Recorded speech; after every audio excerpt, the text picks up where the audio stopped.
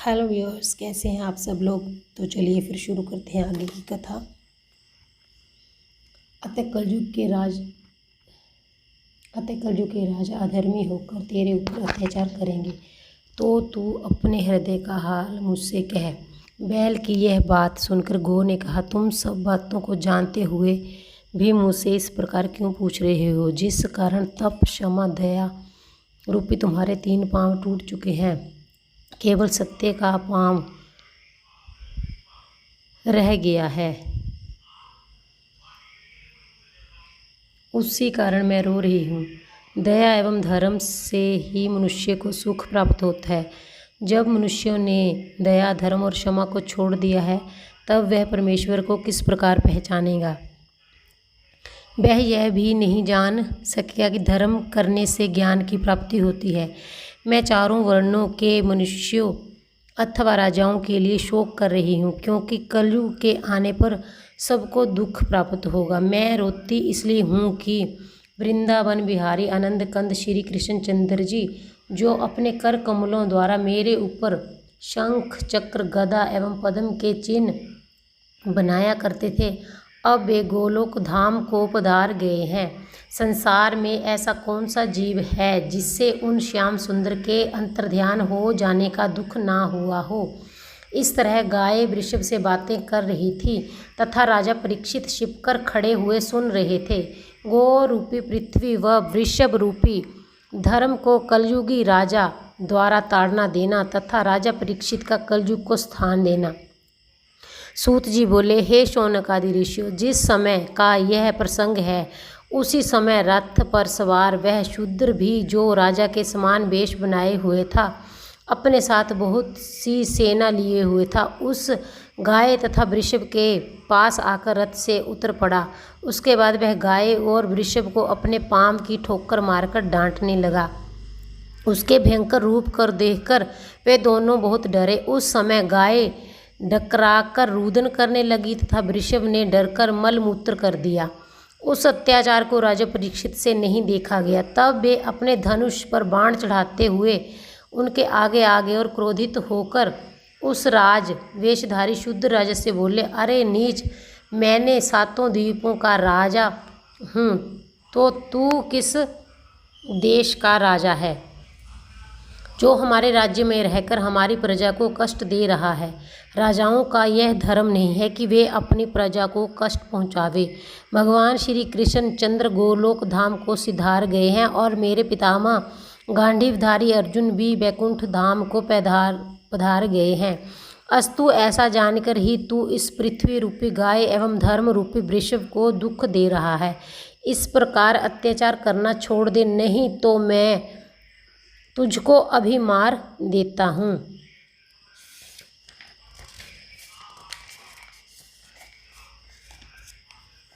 राजा परीक्षित की यह बात सुनकर वह शूद्र राजा डरकर एक ओर खड़ा हो गया। राजा ने कहा, वृषभ, तू कौन है? तुम्हारे यह तीनों पांव किसने तोड़ डाले हैं? तुम कोई देवता तो नहीं हो जो मुझे चक्कर में डालने के लिए यहाँ आए हो। मैंने अपने राज्य में तुम्हारे बराबर दुखी किसी को नहीं देखा है, परंतु अब तुम चिंता मत करो, मैं तुम्हारे सब दुख नाश कर दूंगा।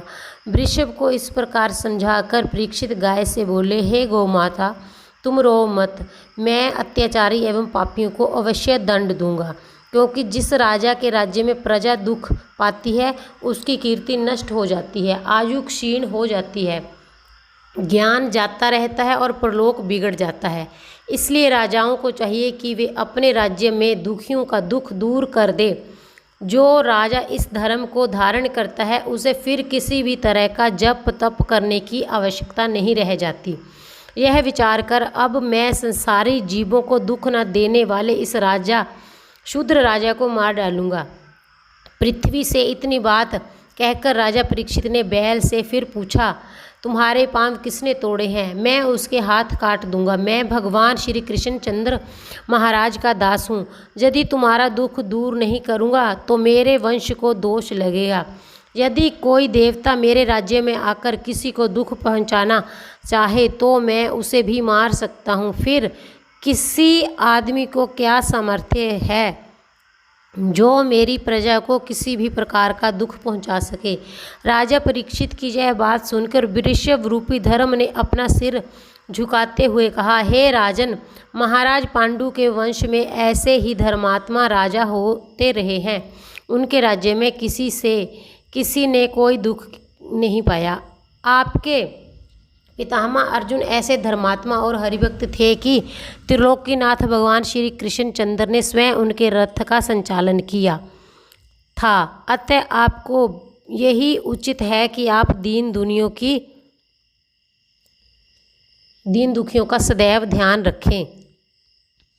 मैं स्वयं यह नहीं जानता हूँ कि मुझे किसने कष्ट पहुँचाया है। ऐसी परिस्थिति में मैं किसका नाम बताऊँ।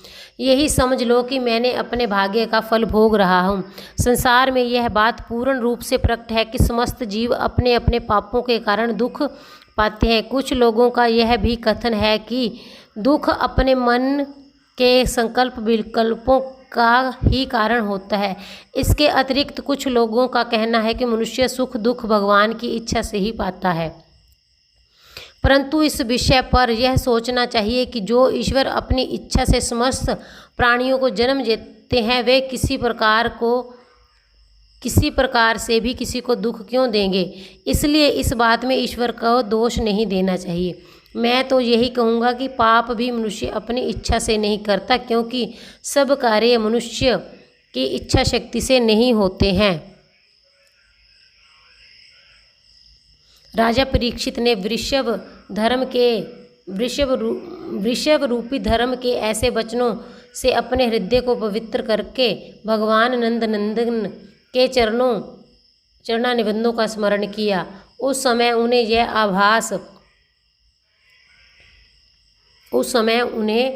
यह आभास हो गया कि वृषभ के रूप में धर्म और गौ के रूप में पृथ्वी तथा शुद्ध राजा के रूप में कलयुग जहाँ आया है, और इसी कलयुग ने धर्म के तीनों पांव तोड़े हैं एवं पृथ्वी को कष्ट दिया है।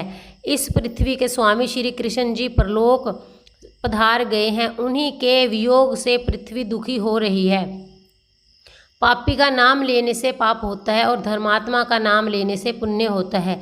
यही सोचकर वृषभ रूपी धर्म ने अपने शत्रु कलयुग रूपी पापी का नाम नहीं बताया था। राजा परीक्षित को यह भी ज्ञान हो गया कि पहले धर्म के 4 चरण तप, सत्य, दया और क्षमा स्थिर थे, परंतु कलयुग में पाप अधिक बढ़ जाने से उसके तप, दया एवं क्षमा रूपी 3 चरण टूट गए हैं। अब धर्म का जो सत्य रूप 1 चरण शेष रहा है, उसे भी यह कलयुग अब तोड़ देना चाहता है। इस बात का ज्ञान होते ही राजा परीक्षित बहुत क्रोधित हुए और तलवार उठाकर कलयुग को मारने के लिए दौड़े।